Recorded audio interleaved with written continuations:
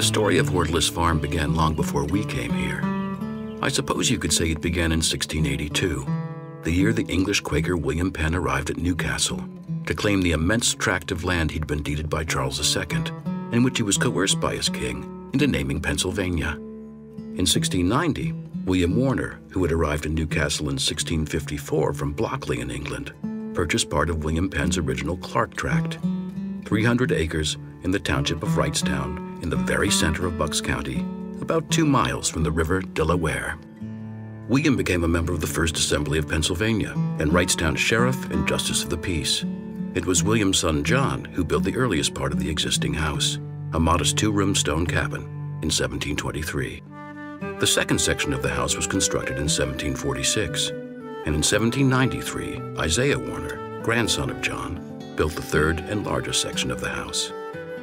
The Isaiah Warner House was added to the U.S. Register of Historic Places in 2004. At the turn of the 19th century, the Warners married into the local Thompson family, who owned the grain mill on the Chamonix Creek. Around 1860, the amalgamated Warner-Thompson family of great industry and sound fortune went into the dairy business, constructing 2 immense dairy barns on the farm, then outbuildings for storing milk, carriage and equipment sheds, and a corn crib for winter sustenance for the dairy herds. And there they continued to prosper, milling and farming and tending their herds, until 1918 when fortunes turned and Warner Carey Thompson, the last of the family to inhabit the property, was forced to sell the historic homestead. By 1933, following the Great Depression, Hortulus Farm, so greatly diminished it was known locally as Skunk Hollow, was sold at sheriff's sale for $370.91. We came to Hortulus Farm in 1980, falling instantly for the remarkably preserved, if marginally derelict piece of Americana we'd been lucky enough to chance upon. Our first order of business was to start the clearing of the overgrown acreage for what would eventually become our gardens, and to clean out and shore up the collapsing barns and other outbuildings. In the past 30-plus years, we have cultivated a total of 22 separate gardens we hope respect and complement our American farm vernacular on about 30 of our reassembled 100 acres, and now happily welcome hundreds of visitors a year. If you were to visit us today, we would greet you at the nursery, where we offer for sale all sorts of interesting perennials, tropicals, topiaries, standards, and such, then start your tour by first pointing out the peony ribbon, which meanders across one of our fields in a palette ranging from white to pink to burgundy, and supplies the flower markets in New York and Philadelphia with upwards of 12,000 stems a year. Then we would plunge down the birch alley, a lane leading from nursery to farm lined with silver, heritage, and river birch, underplanted with a variety of hostas and ferns, and featuring a grand Italian taza. When we arrived in 1980, the large pond was only present on a map we inherited from the previous owners. Lake, it said, but there was no lake there. So with the help of the Water Conservancy people, we redug it to what everyone believed to be its natural boundaries. Encircling the lake is the Woodland Walk, planted with 1,500 Delaware Valley white azaleas, specimen magnolias, oak leaf hydrangea, and shrub chestnut.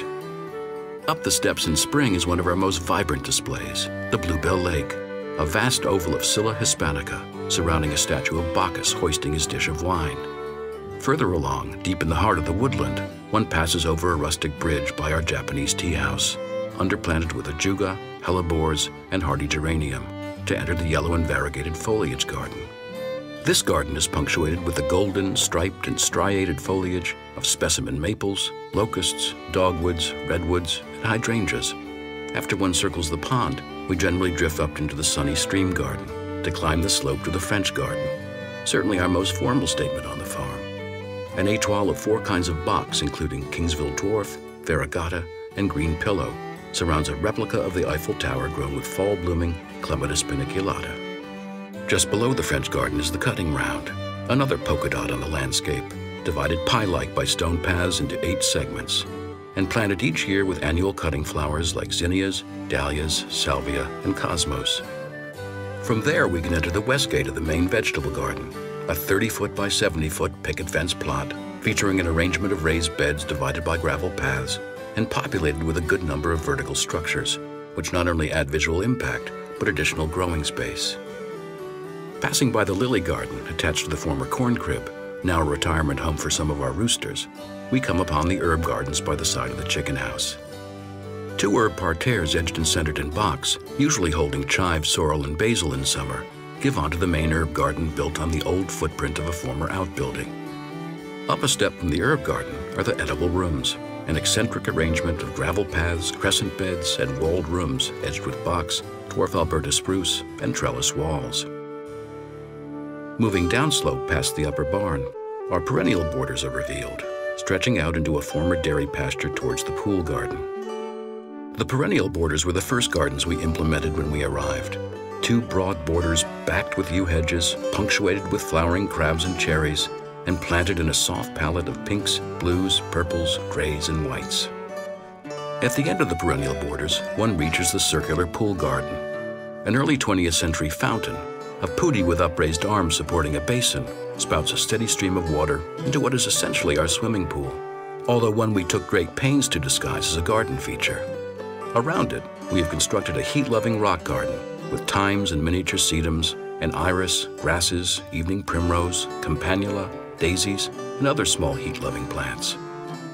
Upslope from the pool are the summer borders, bisected by a grass path leading to the Temple Conus and the pine and dogwood alley.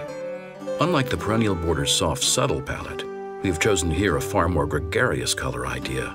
Reds and oranges, purples and yellows vie for attention on these twin flanks in the guise of big stands of smoke and butterfly bush, shrub chestnut, coreopsis, helianthus and heliopsis, nyphophia, and trumpet lilies.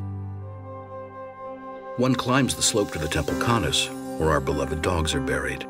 A tree bench surrounds a native dogwood, and beneath it each of our past pets has a stone. One continues up the slope to the urn garden by way of the pine and dogwood alley, a long lane of alternating native dogwood and white pines, underplanted with hydrangeas, variegated box balls, Caryopteris longwood blue, and yellow blooming potentilla. The urn garden, on the highest point of the property, stands on a stone base flanked by a quartet of fastigate copper beech and towers 18 or so feet in the air. A bit farther down the slope, one enters into the Mediterranean garden, our ode to the British gardener Beth Chatto, who championed the dry garden and planting in gravel. Twin willow leaf pears looking for all the world like olive trees flank the village fountain at the center, with various thymes, euphorbias, and penstemons, and even some hardy opuntias sprouting through the gravel. Now we do a bit of a backtrack, wending our way back down the pine and dogwood alley, back down the perennial borders, and around the side of the house to the terrace garden, which lies below the house overlooking Fire Creek. We built these terraces in the 1980s as part of our early hardscape work at the farm, and we populate it for the season with pots of specimen plants from the greenhouses. Many of the horticultural groups that visit us stop here at the end of their tour to enjoy a very pleasant lunch. So this is a wonderful place to finish our video tour today. Let me just end by saying that we have been on the farm for over 30 years now, but we have never lost track of all the generations of Thompsons and Warners who carved this place out of a wilderness and sustained it for 238 years. And as the lucky custodians of so remarkable a piece of American history, we are thrilled to be able to pass it along to the next generations of lovers of history and horticulture who will come to spend a few hours of contemplation and reconnection here. Every month is another chance to catch a new, fresh glimpse of the gardens, or just drink in the beauty of what Mother Nature has up her sleeve. So we hope you'll find the time to pay us another visit, or even become a friend of Hortulus Farm. Enjoy free visits for a year, and help us preserve the gardens for future generations to enjoy. We thank you very much for coming and look forward to welcoming you soon again at Hortulus Farm.